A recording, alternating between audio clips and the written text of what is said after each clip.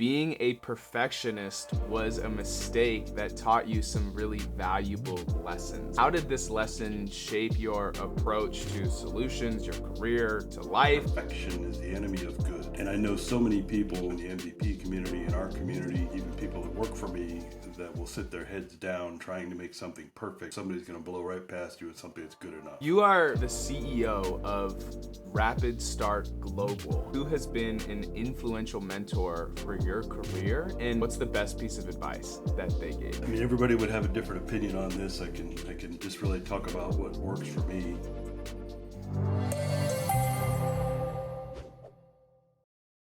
Hey, welcome to this week's episode of Power Talks. My name is Griffin, the host of the Citizen Developer channel, and today I'm joined by special guest Steve Mordue. Now, Steve, we will get into your intro, but I wanted to ask you first and foremost, you said that being a perfectionist was a mistake that taught you some really valuable lessons.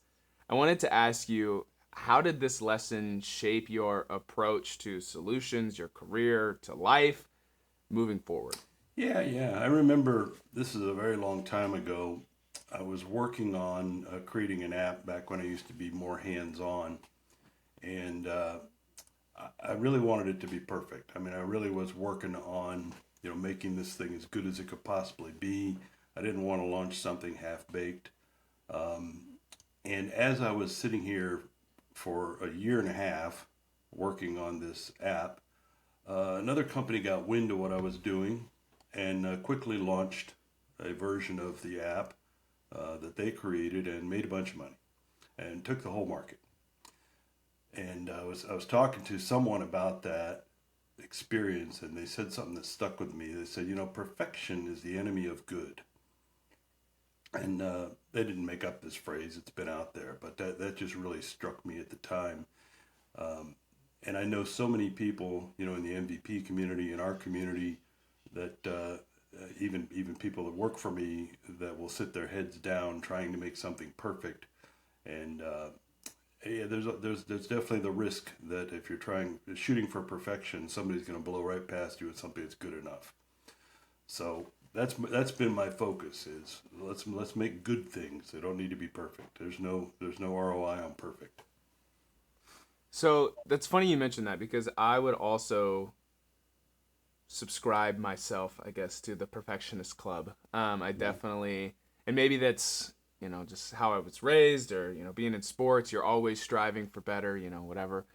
And so I find that, maybe with solutions, or even with things like YouTube videos, spending Sure. countless hours on this 2 seconds of an edit or something that just at the end of the day does not actually bring a measurable return. And so I think that's super interesting that you mentioned that, and how, we need to also take that approach to our solutions in not just getting a minimal viable product, but like what actually will make a measurable, return on investment that you had said. I think the tech community is highly afflicted with this challenge, and I've stood over someone's desk watching them moving pixels around, on a Canvas app, and spending like an hour working on something, and come back later, look at it, and it looks exactly the same as it did before. They're just too deep in the weeds, and they've got some compulsion. I don't know, OCD, whatever it is, it causes them to want to have this thing perfect. But it costs me money. It doesn't really add any value. I mean, you can't go build crap. I say, perfection is the enemy of good. It's definitely not the enemy of crap. So you still have to build good stuff, but you got to know when it's enough, and when you can stop. Yeah. So you are the CEO of RapidStart Global. And I mean, I think just saying the letters CEO together perks people's ears up a little bit, and they're like, all right, this person must know something that I don't. I mean, I kind of wanted to ask you, who has been an influential mentor for your career, and what's the best piece of advice that they gave you? Yeah, I would say my father was probably the most influential. I've never been an employee in my life. I took over his business when I was turned 18, and have been involved in many different businesses since, but always as the entrepreneur. I've never held a job with anybody. I'm probably not employable. When you own the company and call yourself whatever you want, so CEO is a self-appointed title. I could call myself, whatever I want. So it's not like in a public company where CEO is very specific. It's my company. I call myself whatever I want. But my father probably had the most influence over me at the time, and he was a smart guy, but he was just scrappy. He was really really scrappy. I mean, he was very good at selling stuff, and I learned very early on because I had other friends and people that had gotten into business and then kind of gotten out, and they got into the business because they had some skill, and they thought they could build a business around it. But the skill they didn't have was they couldn't sell anything.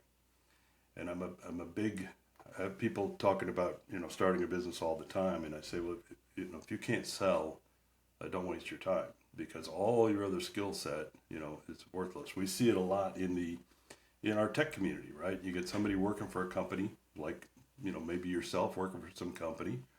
They happen to catch a glance at one of the client invoices and see that they're being billed out at 3 times what they're being paid, and think, well, I'm going to go start a business and I'll make that money too. And it's not that easy.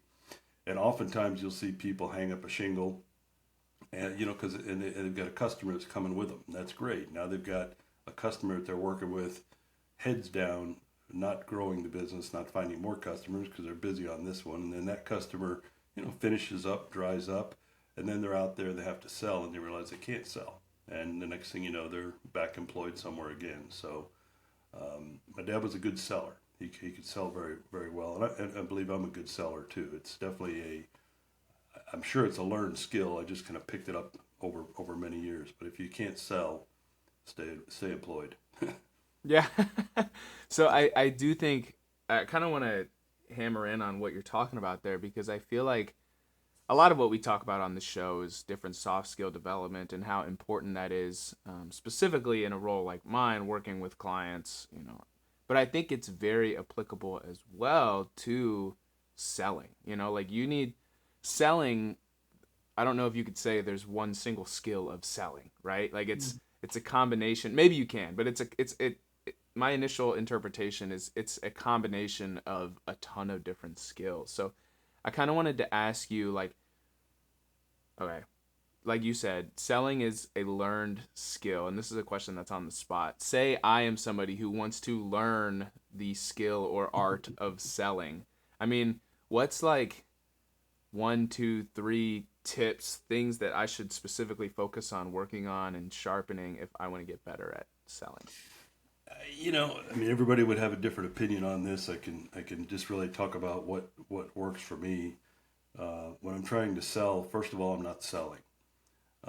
As soon as a customer gets any whiff that you're trying to sell them something, their defenses go up and their guard goes up, and then you're battling through that whole conversation to convince them of something.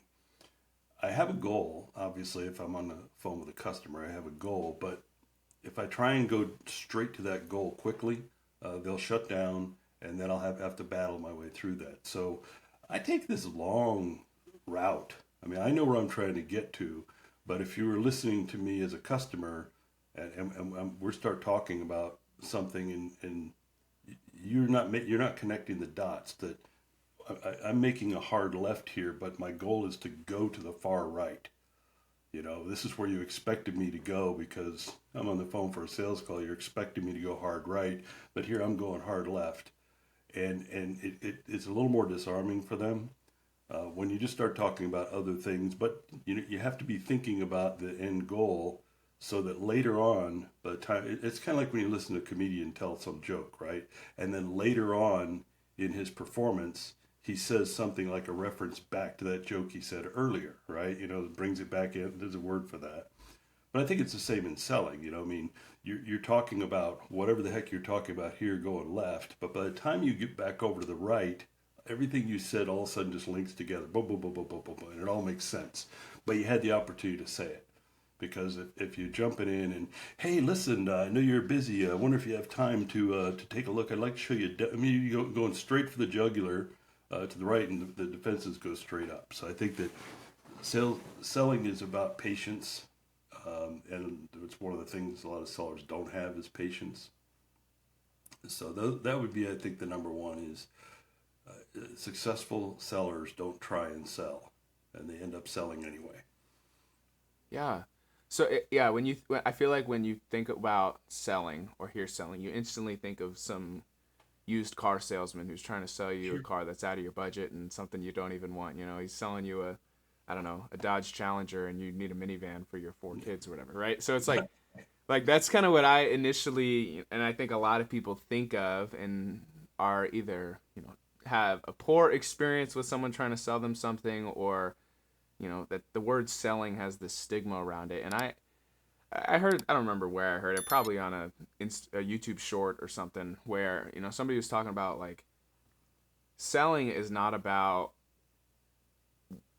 them buying something from me. And like when you're talking about like, I take a hard left, the hard right is like, hey, here's what I'm offering, when do you want to buy? Like I feel Yeah. like that's the hard right that you're talking about, where what this was almost sharing is like, ask questions and figure out what this person needs, and then just see if what you're offering fits those needs. And like, and instead of, hey, how can I make you find needs for what I'm selling, how can I find something to sell you that your business needs? You know what I mean? And I thought that was an interesting approach. What are your thoughts there? Yeah, I mean, every seller out there has a particular motivation to accomplish a particular goal, right? I need to sell that Challenger because it's the most expensive car. I make the most money commission on that car. There's a special incentive internally if I sell that car. So he's got his reasons for wanting to sell you that Challenger. And that's the problem. He's going to start right out. You're coming and walking up, looking at that minivan, and he said, "Hey, did you see this Challenger over here? Challenger, Challenger." He's just going to be hammering you on his Challenger because all he's thinking about is his own end goal, and without realizing, he just raised that wall up. I mean, you're not going to buy the Challenger, so let me sell you the minivan, and I'll look for somebody who I can sell the Challenger to. I think that that gets in the way of too many sellers is they're thinking about what they need to accomplish. If you do a good enough job, again, going left instead of right, let's meander through your business. Let's talk about different things that you got going on. All that kind of gives you information so that by the time you kind of get them back over you want them to be, you know whether you already know whether they're going to buy it or not, right? You know because you've had this nice long conversation about all their stuff, and you know that you've got a solution to those problems, or you don't.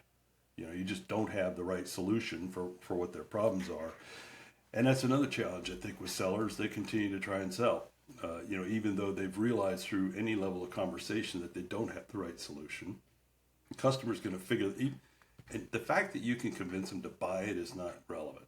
I mean, there are people out there, the car salesman could potentially convince you to buy that Challenger. And 2 days later, you're going to be back with your wife returning that car. So it was a waste of time. The fact that you can talk someone into doing something, Yeah. is not the skill. If it's not going to be the right thing, for them, it's just gonna come back to you. So, but I think this is something you learn over selling for a long time that doesn't come naturally to people that have watched, Glenn Gary, Glenn Ross, and things like that, where they've just learned, the hard sell, hard sell.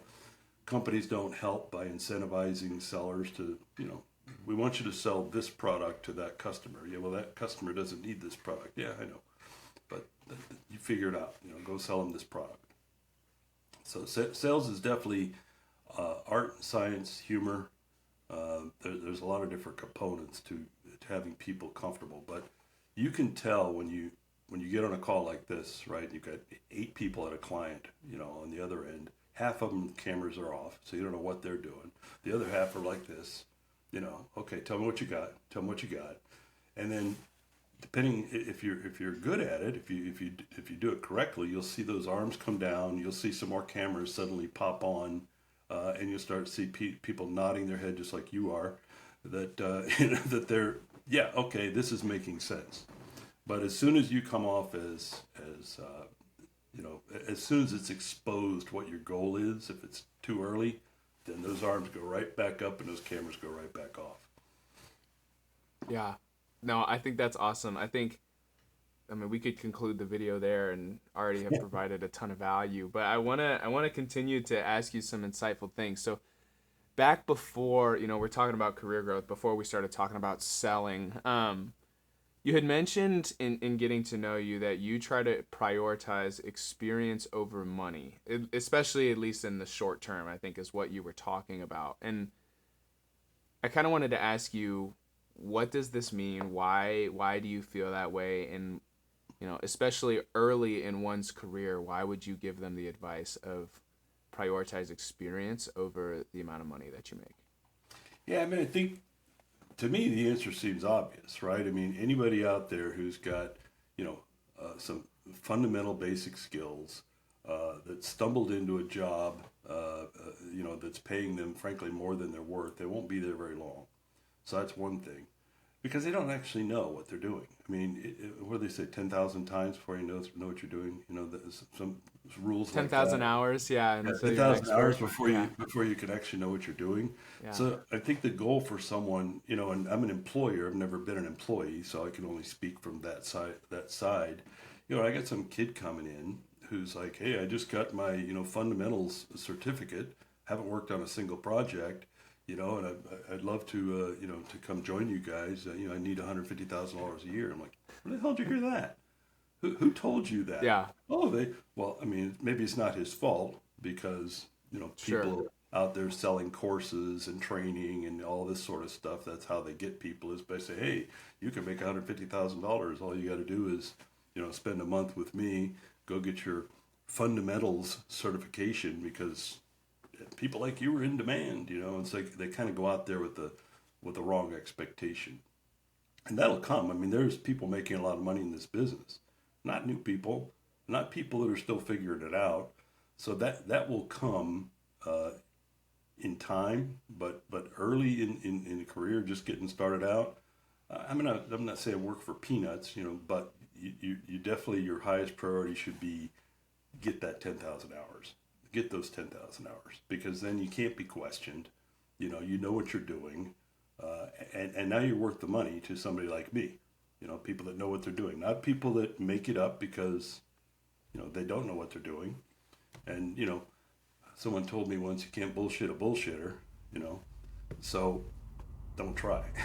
If you are thinking to yourself that you want to get into low code development or learn about the Power Platform, then I want to personally invite you to sign up for this completely free self-paced course that is going to cover everything you need to know to begin low code development today. Not too long ago, I was a complete beginner and I had no idea what I was doing. I didn't even know what the Power Platform was. But in just 2 years, I have gone from being an associate to a senior level consultant, and I can truly say that I love what I do. The content in this course is handpicked by me so you can understand the basics of the Power Platform and ultimately be prepared to take the PL 900 certification if that's something you're interested in. If you are interested, be sure to follow the first link in the description down below, and do not forget to use the promo code YouTube at checkout in order to get the course for completely free. This is going to give you immediate access to the entire course so that you can start to change your future today. Now, let's get back to the conversation.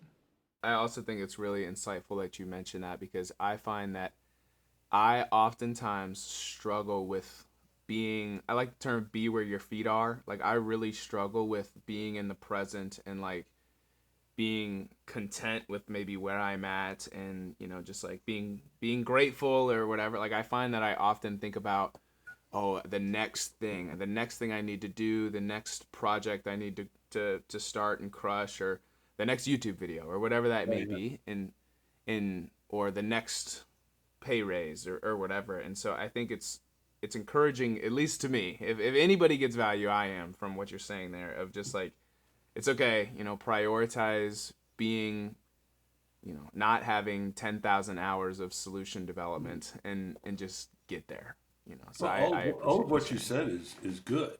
I mean, wanting to make more, wanting to move up is what's going to cause you to do it. over that time. It's going to keep you focused on the things that will get you there. You have people that are trying to make not only the most money, but they're also trying to do the least work.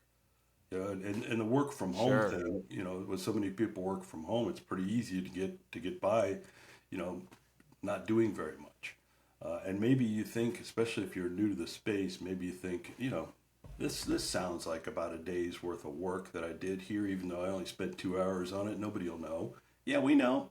The people who've got the 10,000 hours know that's only 2 hours worth of work. So that's not right. And then that's the same person who's going to turn around and complain they're not making enough money. So Sure. you Sure. got you got a point, point where you want to go, but you need to have motivation. You need to have that motivation. But impatience is fine. Nothing wrong with impatience. That just fuels you to want to get where you want to get. Sure. I yeah, one last I guess thing on this. I heard some advice as well of like if you wanna, you know, kind of like dress for the job you want, not the job you have. Kind of taking that saying, but like almost, say I make, for the sake of an easy number, $100,000, then I need to make sure I'm bringing $120,000 worth of value to my Sure. employer, right? I can't be bringing 60 and expect a promotion at the end of the year or whatever. And so, always making sure that you know how much money I'm making, at least while I'm young and trying to grow and being aspirational. Like I need to make sure I'm providing more value to my company than they are currently paying me, and that sucks because it's like Yeah. I don't want to, I'm not getting paid for this, but kind Yeah. of echoing the experience over money, mantra that you're talking about here. I think Well, I'd say that's the other thing I'd throw into that is don't think about staying with a company for very long. I mean that when I was young, that was it, right? People go to work for a company and stay there for 30 years and retire. Yeah, no, sure. no. The the way you move up in a business, particularly one that we're in, both in skills and money, is by zigzagging up the ladder. You don't climb up this company's ladder. You go up a couple of rungs, and you'll feel it. You'll feel it when you're like, my pace of learning has slowed here. Because as employers, you've got all these slots to fill, right? I need someone over here that can do Power Automate very well, bring you up to do Power Automate good. They're doing Power Automate very well. I'm going to leave them there for the rest of their life because they're filling that hole for me. So it's great for them, but it's not great for you. This is a point where you start looking at, okay, I've learned some stuff at this business. I'm worth more now than I was when I came in here. Of course, they're still all looking at me like I was that intern. You can't ever escape that. You can't ever escape the persona you came in the company with. It's almost impossible. The people above will always remember you as the intern, and that's going to limit you. So once you feel that resistance and that wall, start looking somewhere else. Take the skills, move over here. Now you're coming in as the Power Automate expert. Okay, that's a whole different place to start, but you're going to hit that wall again in that company. Maybe they're going to advance, and then all of a sudden you'll see it starting to slow down. That's the time to jump off that ladder onto some other company's ladder. And each time you're coming in at a starting point of a higher caliber in their mind than you were before. So, that's how you get to be like CEO, is having been a CEO somewhere else. I mean, it's how you move through quickly through business career faster than people are just. I'm in it for the long haul with this company. You see people, Microsoft employees. I know many of them in there, 25 years, and they got a decent job, but I'm thinking in 25 years you could have done so much more if you bounced around, go to Salesforce, go to Oracle, stay in the space. That's fine, but and those are the ones that you see escalating very quickly through. And you look at somebody and say, man, he's like CEO of that company already. I only heard about it. That's how they're doing it. Is they're jumping off the ladder they're on onto someone else's, because that's the only way I think today that you really will move up. As a new anybody in any business. Sure. Well, thank you for sharing that. You're not the first person to say something like that on this show and different things. So, I kind of wanted to ask you. So, Steve, I couldn't help, even before getting to know you, couldn't help but notice your like no BS attitude or your no BS communication style. And I mean this in the kindest way I possibly can. I mean, I don't think that's a bad thing at all. And I wanted to ask you, I mean, you say what you mean and you mean what you say. I mean, why do you take such a play no games style of communication with your brand online, with customers, as a CEO with your company? I mean, why do you take this sort of communication style? It has worked well for me. I had it's probably been 15 or 20 years ago that I reached a point in my life where I just decided, you know what, I need to stop giving a shit about what people think about everything, because you're so focused, people are so focused on not wanting to upset somebody or being careful and this, that, and the other, and especially around clients and stuff like that. And I have found that people seem to appreciate candor. I mean, there's bullshit that's complete bullshit, you're just making stuff up, but as long as what you're saying is correct and true, or at least you believe it to be true, and you really believe it to be true, not that you know it's bullshit, people appreciate that. They tend to gravitate more towards that than they do, you know, stuff written by ChatGPT. That's all. It's funny. You take ChatGPT and you ask it to write something, and you look at it, and you say, no, it needs to be edgier, and it just is not capable. It's not capable of doing this. It's trying to be too nice. And I think that people suffer from the same kind of challenge. You've got in your mind what you want to say, and maybe it's saying something humorous or something that you know is going to be controversial, but you're not worried about it. I mean, I'm an MVP, and I'll take shots at Microsoft when I see they've dropped the ball, and people are like, "Are you concerned they're going to remove you as an MVP?" I said, "No, if they do, they do, but they still screwed that up, and I'm not happy about it. No, other people are not happy about it. So I think people appreciate candor, and yeah, there's probably ways to do it maybe better than what I do it, but when you get a little older, you can take a little more license with that. Sure, sure. You call yourself a professional bear poker. And doing my LinkedIn research, and I mean that's your LinkedIn title, at least the first one right there. I kind of wanted to ask you what this means. Why do you like subscribe to being a professional bear poker? I've been involved in the technology space now for, I don't know, 25 or more years, starting with Salesforce, and then, back in 2011, moving over to Microsoft. And, I'm trying to make a living, right? I've got a business that is dependent on those companies' products, services, marketing, pricing, everything they're doing. I'm dependent on them for my success. So I have a vested interest in what they're doing. And it pisses me off when they do things stupid, that anybody can see is stupid. Everybody agrees is stupid. I've got a vested interest in them not being stupid or doing stupid things or building crappy stuff. So, and I'm not saying Microsoft builds crappy stuff, but occasionally they build some crappy stuff. And I don't have any problem pointing that out when I see it out there. I want other people to see it. I want Microsoft needs to be held to a standard, and the only way they're going to be held to a standard is pressure. They need outside pressure. They're like any public company, right? They're driven by the stock market.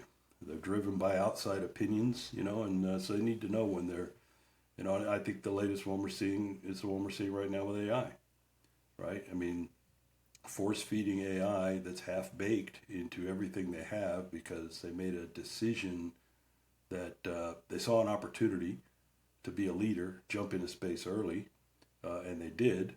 And then I guess they convinced themselves that this is the future, and it may be, but they're not giving enough time to get there. They're just pushing too hard.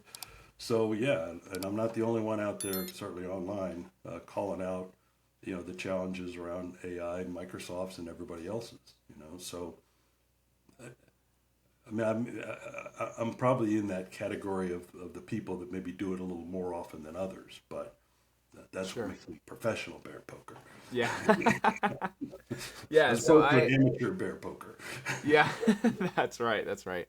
I, I do think what you're saying, there's a lot of truth in it, in that, I mean, it's no secret that Microsoft's business, just in general, is doing really well, especially over the last couple years because of all of the generative AI and the open AI partnership and licensing that and everything that they're bringing. That I'm sure they're facing pressure from shareholders, just from public opinion, to really Competition. hammer down on Copilot. And I do.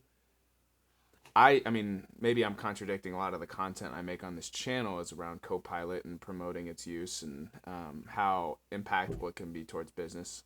But I also feel like it's starting to get to a point where it's almost like, yeah, like you're saying, maybe things are half baked, or it's being marketed in a way that like this will revolutionize and change and completely impact your business for just $30 a month, or whatever. And I don't know if that's, well, I know that's not completely true. You know what I mean? Yeah. Like, and so I do think that's interesting. And I mean, you obviously have a super close, I mean, just relationship with the Microsoft products. And I mean, you're a 9-time MVP, and you previously spent 7 years on Microsoft's Partner Advisory Council.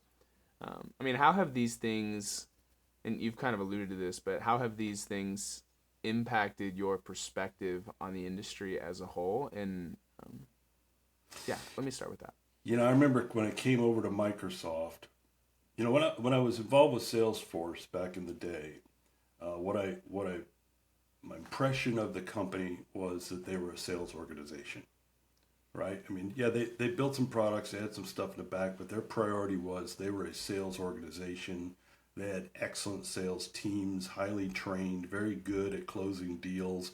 This is how they grew so much. Plus, they were cloud when no one else was, uh, and were able to convince people that was the way to go. Microsoft got in the cloud space very late compared to Salesforce. That's why Salesforce is such a market leader now. They had such a head start on Microsoft before they got into the cloud. But Microsoft is an engineering organization. They're really not a sales organization. I don't even think they're very good at selling. They're definitely good at engineering. But I think one of the things that, as you walk into this space and you face this monolith of Microsoft, you think, okay, this is a old company, been around a long time. This is a tight, well-run machine, and you go through the door and you realize this is a great big startup. It's like a great big startup. I mean, they're figuring stuff out too, and this because suddenly here comes, you've got this company that's been around since what, 19 late 70s or something like that, right? Kind of on a steady path, and all of a sudden cloud comes along. That was a big shift. They were slow to do that, took their time, moved over there, and did that over a period of almost a decade to transition in that move.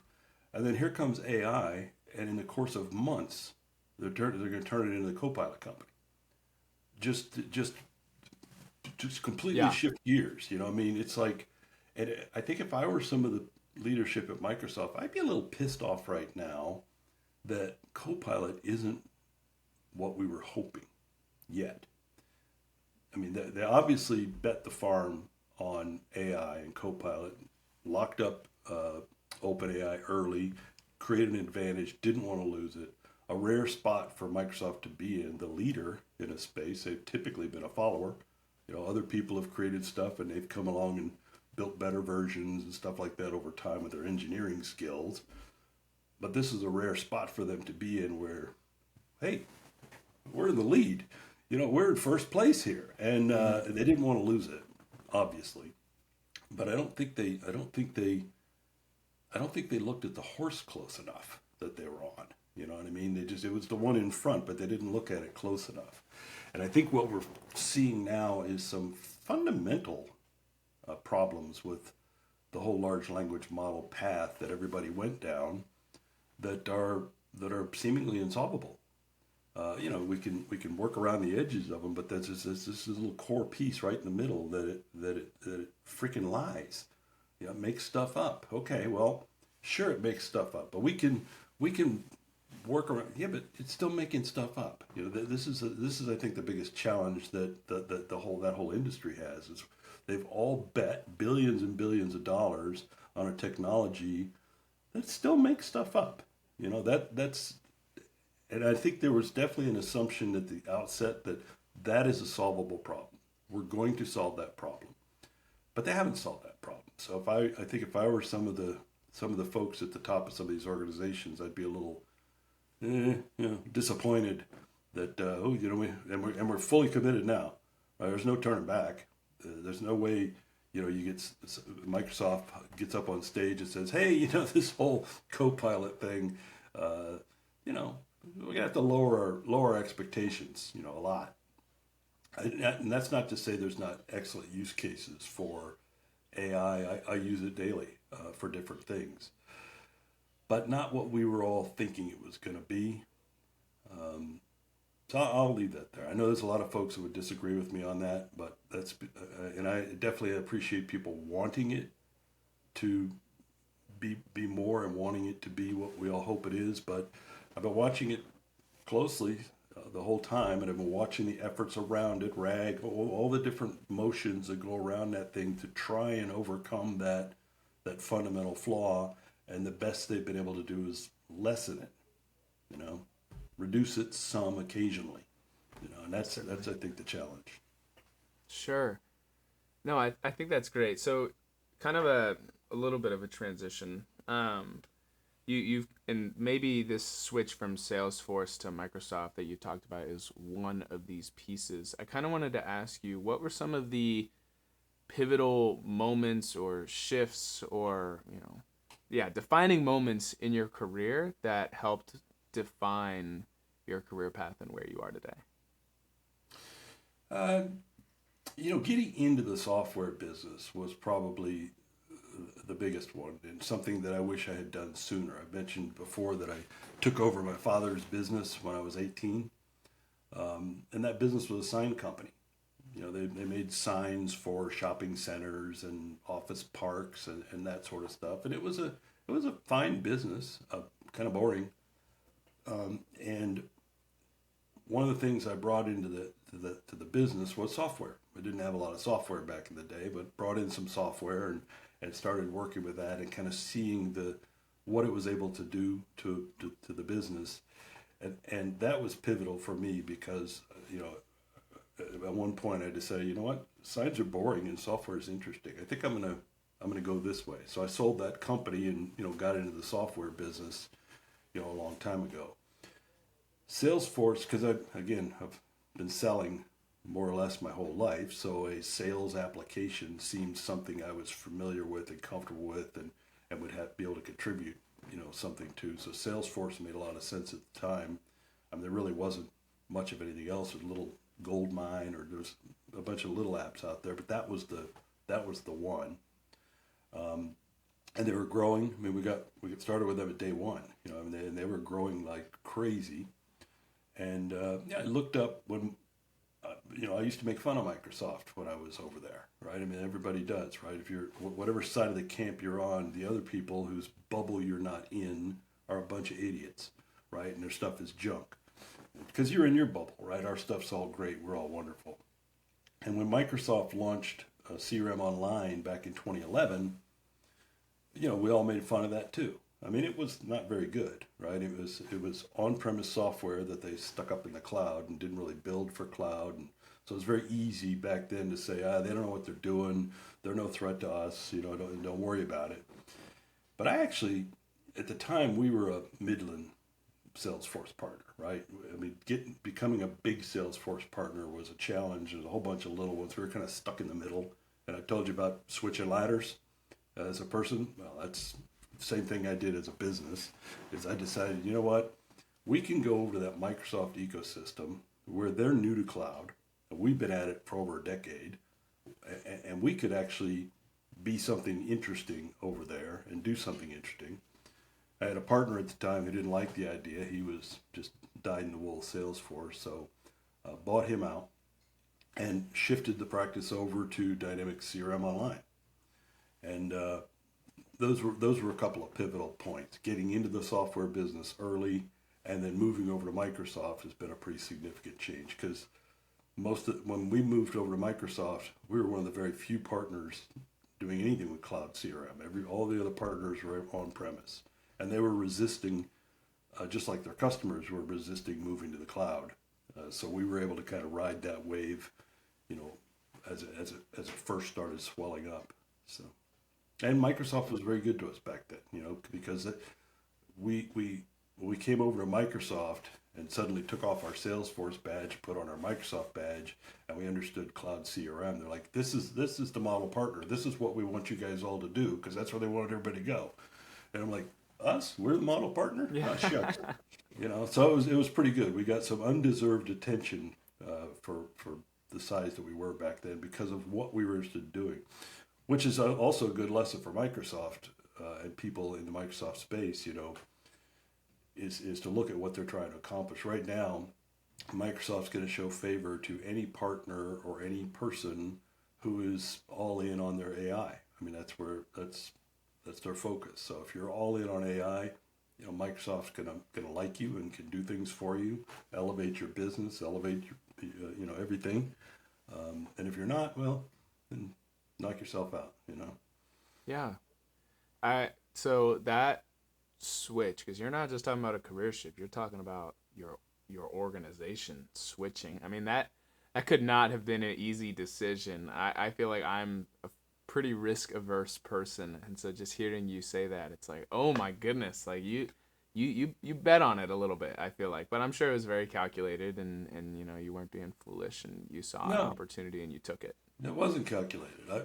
Throughout my throughout my, I mean, there was some level of calculation, but I've probably throughout my career had 15 different businesses because there were some other things going on during that time. But I've always been one to bet the farm. Maybe as I'm getting a little older now, I'll be a little wiser. But early, especially when you're younger, and you know what, I think this is gonna work. I'm gonna bet the entire farm on this because if it doesn't work, I'm 35. I got plenty of time to go start over. You get to be a little older, you start thinking, okay, maybe I don't have time to start over. Maybe I shouldn't be betting the farm as often. So I tend to not go all in as much as I might have when I was younger. But going all in has usually paid off for me.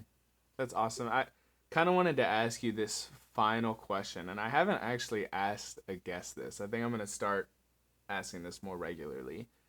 And this is a big question, what impact or legacy do you want to leave behind in the Microsoft or broader tech space?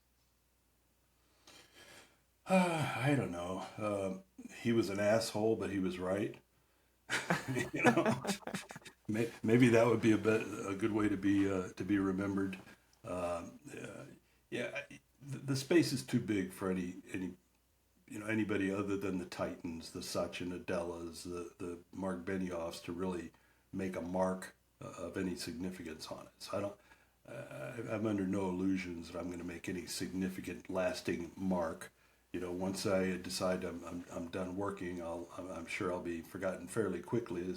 I think if I didn't post on LinkedIn for 2 weeks, I'd probably be forgotten pretty quickly. So you don't get too full of yourself. But it's not the goal, right? My goal was to do something I enjoyed doing, and I enjoyed technology, and I've always enjoyed it. I mean, I'm up every morning 7:30. Typically, I'm working all day on technology, and I don't dread any of it. I mean, I get on phone calls with customers. I love every one of those phone calls. I mean, I'm enjoying work every single day. Can't wait to get out of bed, and go to work. So that's my goal. It wasn't really leaving a mark. I think you got to be a pretty arrogant person to think you're going to leave a No. significant mark. Sure, When you're sure. in this business. Sure. I think that's awesome. I'd love to transition us to the after hours happy hour segment of the show and just I continuing wish to we had let done this in the evening then. So I'm stuck with coffee here during happy hour, which is not normal for me. right, right. Yeah. Yeah, absolutely. You wouldn't be the first guest to have a drink on the show. I saw Huntingford's margarita. Yeah, oh yeah. Well, it's funny. He was in the happy hour the entire episode, but Yeah, right. he was just drinking it when I was talking, so I guess he wasn't hiding it, I guess per se, but it was just funny. Ordering, he'd be like, another one, another one. Anyways, all right, neither here nor there.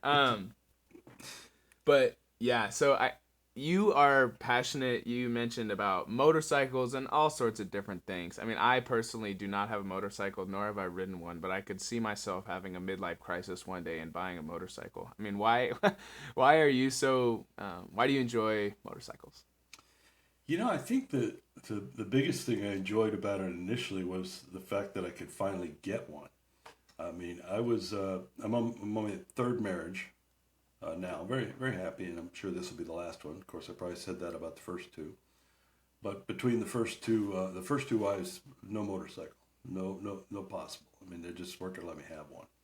So I spent a lot of my life not even really thinking about motorcycles because it wasn't a possibility.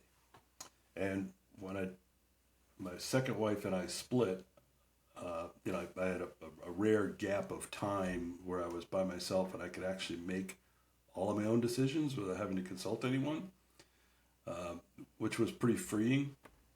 And so I decided, you know what, I think I'm going to buy a motorcycle. What the hell?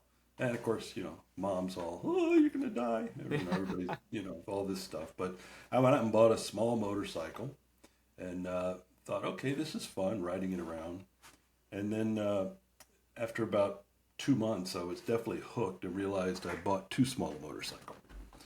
So then I upgraded from this small motorcycle to a massive motorcycle, one of these great big, it was an Indian, but think of it like the big Harley Davidson with the big bags and all the, the massive 1,400-pound motorcycle.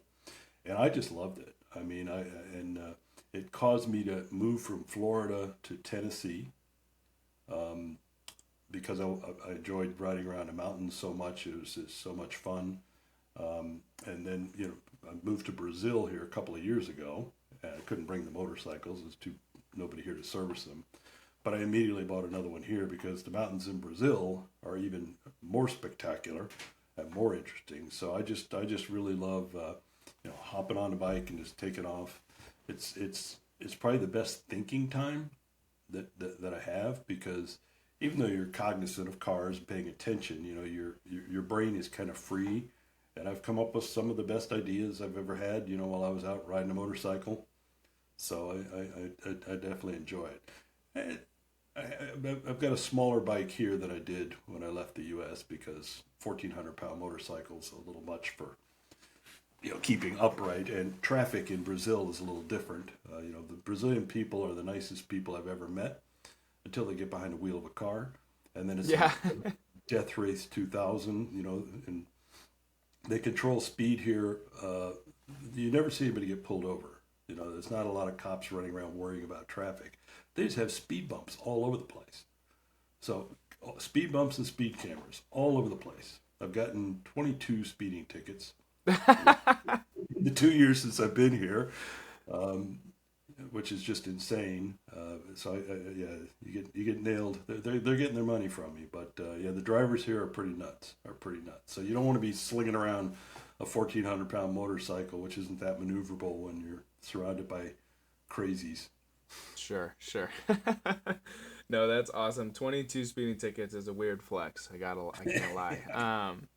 No, that's fun. Steve, man, it's been great connecting with you and picking your brain and the insights that you have. If people were impacted by this conversation and wanted to get in contact with you, what would be the best way to connect with you? Yeah, probably LinkedIn. I'm spending most of my time there. I used to be kind of 50-50 LinkedIn and Twitter, but Twitter kind of turned into something else, which I still look at Twitter, but I don't participate. I'm not a political person, so it's never been really my focus. So that caused me to kind of focus all the attention on, LinkedIn is where I feel the most comfortable. So Sure. that's where they'll find me. Awesome. Yeah, I will put a link to your LinkedIn down in the description down below. Awesome. Yeah, absolutely. Thank you again for being here, and thank you to you for sticking to the end of the video. My name is Griffin Lickfelt, the host of the Citizen Developer channel, and and I'm excited to connect with you in the next one.